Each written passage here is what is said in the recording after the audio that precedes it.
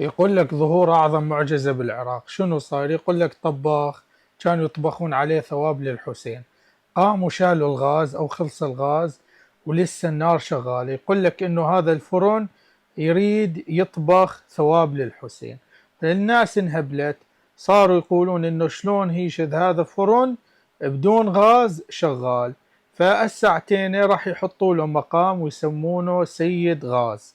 هذا من كراماته، اللي عنده فرن وما عنده غاز يروح لعنده راح يعبي له علبة الغاز. شنو رأيكم؟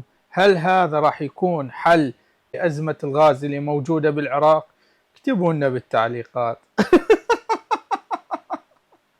يا والله العظيم العالم يا أخي ما أعرف شنو بدي أقول لكم.